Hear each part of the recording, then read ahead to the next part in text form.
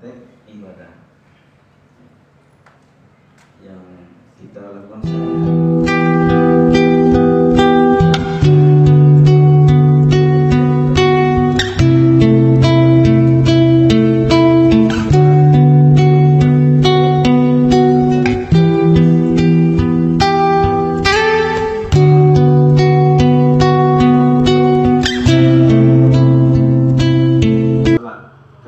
Satu tidak ada, maka sholat tidak sah. Berapa syarat sahnya sholat? Ya, berbeda pendapat ulama. Kita ambil yang mudahnya aja, yang umumnya. Ya, ada yang mengatakan 5, ada yang mengatakan 4, ada yang mengatakan 10. Ya. Kita ambil yang umumnya saja. Di antara syarat-syarat sah sholat yang pertama adalah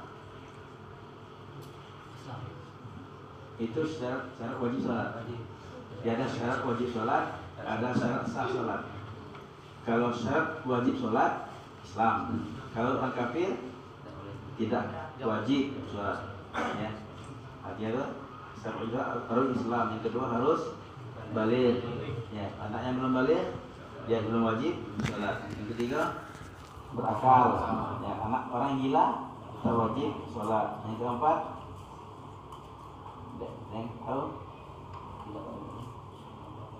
wajib, kemudian yang kedua balik, tiga berakal, yang keempat berakal itu secara sah sholat. Apa?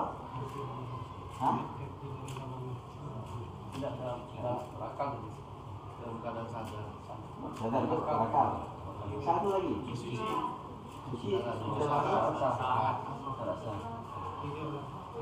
tidur Masuknya waktu syarat sholat. Yang keempat ini bersih dari haid dan nifas. Bukan wudhu kan? Bersih dari haid dan artinya perempuan haid tidak wajib sholat, pakai haram sholat. Ya, jadi ada 4 syarat wajib sholat. Berapa?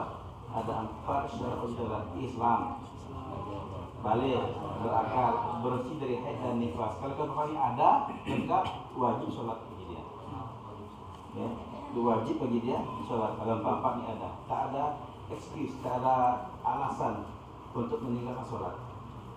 Capek, ya, sakit, tak ada alasan. Kamu Islam, baligh, berakal, haid enggak, walaupun kemarin sakit parah, tetap wajib sholat. Yang 4 ini kalau lengkap kita punya, wajib kita sholat, tak ada alasan untuk meninggalkan sholat. Ya, walaupun enggak mau bergerak, masih berakal, masih aslinya akal, maka wajib dia sholat. Jadi 4 syarat wajib sholat. Musafir, ya, ada kalau 4 ini ada, tapi kalau satu enggak ada, salah satu hilang, maka bagi dia tetap wajib. Di Islam dia baligh, tapi berakal, tapi enggak berakal, maka tidak wajib sholat. Jadi kapan seorang hamba itu wajib sholat atas dirinya? Kalau dia memenuhi 4 syarat tadi, baru wajib sholat atas diri dia. Kalau salah satu hilang dari 4 ini, maka kewajiban terangkat dari diri dia. Dia tidak wajib sholat. Bagusnya ini tadi pakai buku. Jadi ukuran jadi 4 syarat wajib sholat. Kemudian syarat sah lagi. Sekarang syarat sah. Syarat sah sholat yaitu apabila dia ada sah sholat, kalau dia nggak ada tidak sah sholat. Kalau tadi kan syarat wajib. Syarat wajib apabila dia ada wajib sholat, kalau dia nggak ada tak wajib sholat. Sekarang syarat sah lagi.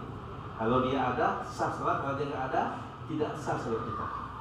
Yang pertama adalah suci. Bersih dari hadas kecil dan hadas besar. Pertama, itu syarat. Bersih dari hadas kecil dan hadas besar. Hadas kecil apa? Hadas kecil? Apa pengertian hadas kecil? Tentu. Yang ini cukup dengan apa namanya? Dengan wudu. Cukup dibersihkan dengan wudu. Ya. Hadas kecil itu adalah keadaan tak ada wudu. Itu disebut hadas kecil. Saya berhadas kecil, artinya saya sedang ada wudu. Nah, kalau kita alam kan dari kecil apa tuh? Jadi hadas kecil bukan kentut bukan. Ya, itu contoh satunya. Contoh yang kalau yang begini bukan. Hadas kecil adalah keadaan tidak ada wudhu. Itu hadas kecil. Saya orang kecil, tapi saya tidak ada wudhu. Apakah karena bersentuhan dengan istri, apakah karena kentut, apakah karena kencing, apakah karena tidur, itu terserah. Berarti kalau tidak ada wudhu disebut hadas kecil. Dan maka untuk mengangkatnya dengan wudhu. Ya. Jadi hadas kecil adalah keadaan ketika seorang tidak ada wudhu, itu hadas kecil. Jadi syarat yang pertama adalah bersih dari hadas kecil dan hadas besar. Hadas besar apa tidak hadas besar? Ya, dalam keadaan junub. Ya. Kondisi ketika seorang dalam keadaan junub, baik junub tadi, ya. Junub tadi, nanti kalau meluas ini menyalangi. Paham junub ya? Yang kita ini mengangkatnya hanya dengan mandi wajib. Hadas kecil diangkat dengan wudu, hadas besar diangkat dengan mandi wajib. Ya. Namanya dalam keadaan junub. Jadi kita harus paham hadas kecil apa, hadas besar apa. Hadas kecil ketika tak ada wudu, hadas besar ketika kita sedang junub. Ya. Maka syarat pertama adalah bersih dari hadas kecil, artinya harus ada wudu, dan bersih dari hadas besar, artinya bukan dalam keadaan junub. Itu syarat yang pertama. Nanti pertanyaan sebenarnya kalau ada pertanyaan disimpan dulu di akhir nanti. Itu syarat pertama, bersih dari hadas kecil dan besar. Yang kedua adalah bersih tempat pakaian dan badan. 3. Bersih badan, pakaian dan tempat dari najis. Bersih badan, pakaian dan tempat dari najis. Itu syarat yang kedua. Harus bersih badan. Kalau badan, ya. Kalau di tubuh kita ini menempel bekas najis, darah kah, nanah kah, atau bekas tai ayam terinjak yang belum dibersihkan, ya, atau bekas kencing yang belum dibersihkan, tubuh kita menempel najis, maka tidak sah.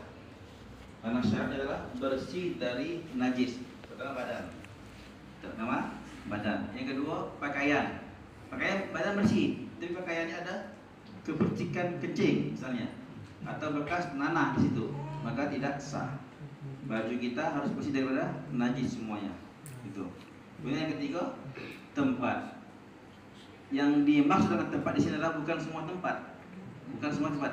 Tempat yang kita menempel dalam sholat, yang kita sentuh dalam sholat. Jadi ketika tempat yang kita injak, nah, itu harus bersih, tak ada najisnya. Tempat kalau kita duduk, jadi itu harus bersih. Tempat kita taruh tangan dan jidat harus bersih. Kalau sini ada tai ayam di sini di depan kita, tapi kita tak nyentuhnya, sah sama kita. Ada tai ayam, nampak tai ayam yang tidak ditutup, sah sama kita. Sah sama kita. Sah, ya.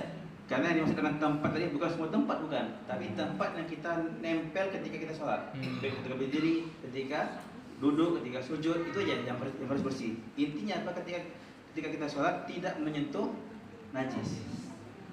Bisa dipahami insyaallah Pak ya? Ya. Dan langsung, itu secara langsung. Ini ada ayam, atau ada bekas kencing. Kita taruh sejadah di atasnya. Sholat sah sama kita. Sah sama kita. Sah. Selama tidak tembus ke atas, sah. Kalau najis tadi nggak tembus, sah. Tapi kalau tembus, kita sentuh, jadi najis ya. Intinya kita nggak langsung menyentuh najis secara langsung. Ya. Kalau dia tembus berarti dia muncul ke permukaan itu.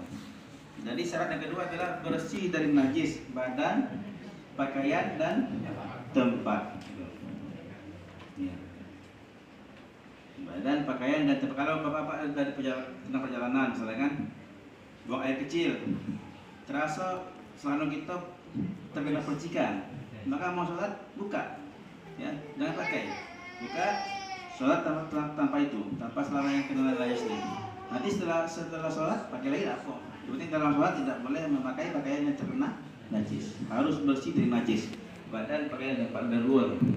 Pertama apa? Bersih dari hadas kecil dan hadas besar.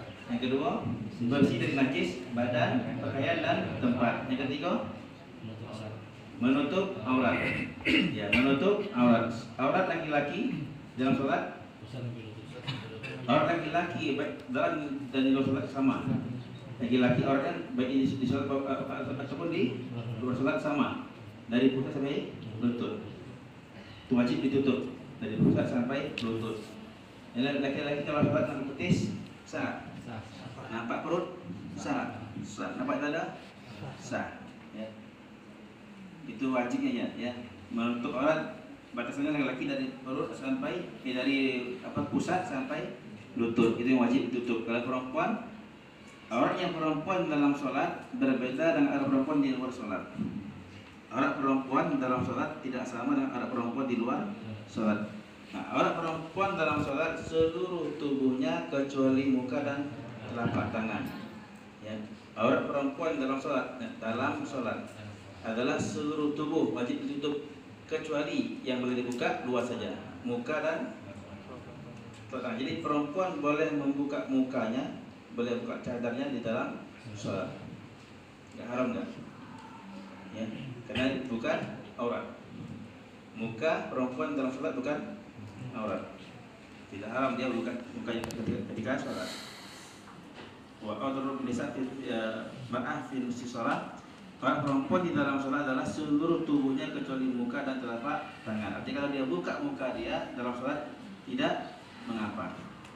Tetapi aurat perempuan di luar sholat seluruh tubuhnya. Apa? Seluruh tubuh, tidak ada kecualian. Muka juga aurat di luar sholat. Jadi habis sholat langsung tutup. Sholat boleh buka, tapi habis sholat langsung tutup. Karena aurat perempuan di luar sholat semua tubuhnya tanpa pengecualian. Ya. Itu menurut qaul Imam Syafi'i yang lebih rajih.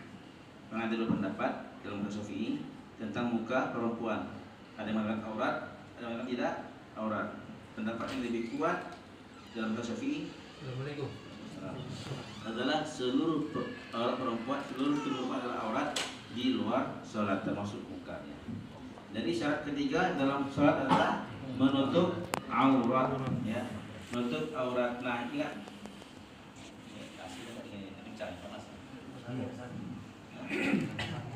ini tidak dari tidak turun. ada punya ini nggak sih? Habis Xiaomi, ya, tapi hilang punya. Ini bisa diturunin kalau diturunin. Habis apa? Habis Xiaomi yang bisa kemarin ya. Ini bisa Jadi nah, ingat aurat dalam sholat ini batasan tutupnya itu adalah kalau dilihat dari atas, depan, belakang, kanan, kiri, itu yang wajib tertutup. Dari atas dilihat, tidak nampak aurat dia, sah. Di depan tertutup, belakang, kanan, kiri, tutup. Tidak wajib menutupnya dari arah belakang, dari arah bawah. Ya. Kalau kita pakai, laki dari dulu nggak pakai celana, kita sarung deh. Atau tak ada tangan ngintip, nampak tuh, nampak orang yang berpahala tuh. Tapi itu kelihatan kapan? Dari bawah, itu nggak wajib. Itu. Walaupun nampak, tapi kalau nampak itu dari bawah, itu nggak apa-apa. Tapi kalau kita berdiri di depan, nampak tuh, paha kau. Nah, maka batal. Ya. Jadi dilihat dari atas, dari depan, dari belakang, kanan, kiri, tutup semua. Tapi dari bawah atau kita sholat di atas kaca, ya, bangunan yang bertingkat kaca. Bangunan bawah lihat kita kayak nampak orang itu dari bawah, karena kacanya tembus pandang. Itu tidak mengapa, tak disebut membuka aurat. Maka laki-laki kadang-kadang pakai celana pendek nggak, atau pakai sarung, ya, pakai sarung. Ya. Ketika dia sujud dari itu tuh nampak ini ya kan, betisnya itu dikit atau di bawah lututnya itu, batal tuh enggak batal itu dihitung kan dari bawah, ya, itu kita dari bawah. Ketiga, menutup aurat. Yang keempat, menghadap kiblat. Ya, keempat menghadap kiblat. Jadi maksud kiblatnya adalah arah kiblat. Ya, kalau kita di depan Ka'bah di Masjidil Haram maka wajib menghadap Ka'bah. Wajib menghadap Ka'bahnya. Dikit melenceng ke asal. Kalau kita di luar Masjidil Haram wajib menghadap ke Masjidil Haramnya. tak wajib ke Ka'bahnya. Yang penting kalau sudah ke Masjidil Haram sudah dianggap sah, ya. Walaupun kalau di betul agak melenceng daripada Ka'bahnya, nah, tapi masih ke Masjidil Haram sudah sah. Di luar Mekah maka wajib menghadap ke arah Mekah. Jadi masalah kiblat ini enggak, ya kita mudahkan, Memang ada ulama-ulama yang harus ainul kiblat, ainul Ka'bah, harus Ka'bahnya itu. Ya mudah itu bagi yang di Masjidil Haram. Tapi kalau yang di ujung-ujung yang lain, yang ribuan kilometer dari Mekah, untuk tepat ke Ka'bahnya itu susah. Maka ulama memudahkan, memfatwakan kalau kita di luar kota Mekah minimal atau yang jauh minimal menghadap ke arah Mekahnya. Enggak harus tepat di Ka'bahnya. Itu menghadap kiblat. Menghadap kiblat jadi rukun, jadi syarat sah salat. Ya, kalau tidak ada kiblat, salat tidak sah. Ada 4 ya, tidak itu di awal. Syarat sah salat: 1. Bersih dari hadas kecil dan hadas besar. 2. Bersih dari najis, badan, pakaian dan tempat. 3. Menutup aurat. Yang keempat, menghadap kiblat. Yang kelima, masuk waktu. Ya, kita harus salat di dalam waktunya. Tidak boleh, tidak sah salat di luar waktunya. Zuhur misalnya jam 12 lewat 10 misal. Zuhur jam 12 10. Tiket pesawat jam 12. Salat dulu. Kita salat jam 12. Salat jam 12 zuhur, padahal zuhur maksudnya jam 12 10. Sah salat kita? Tidak sah karena hilang syaratnya. Hilang satu syaratnya, yaitu masuk waktu. Kita salat di luar waktu. Ya, harus masuk waktu. Dan tak boleh sebelumnya dan tak boleh setelahnya. Dalam waktunya. Itu namanya syarat waktu. Di dalam waktu. Jadi sudah yakin kita masuk waktu. Dari mau yang keenam, ada yang menambahkan yang keenam, syarat sah salat mengetahui wajib salat dan sunnah salat. Ilmu tentang salat. Kalau kita tidak ada ilmunya, maka tidak sah salatnya. Dan ada yang menambahkan 6 syarat salat. Yang keenam adalah mengetahui wajib salat dan sunnah salat. Maka ini dibahas nanti dalam rukun salat.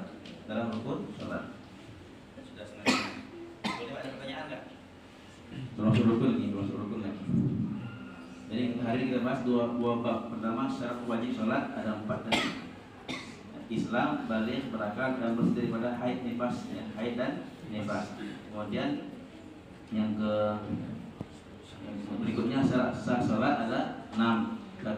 Bersih daripada al-hadas besar. Yang kedua, dan najis, badan, pakaian dan tempat. Yang ketiga, menutup aurat. Yang keempat, pada kiblat. Yang kelima, masuk waktu. Yang keenam, mengetahui ilmu tentang salat.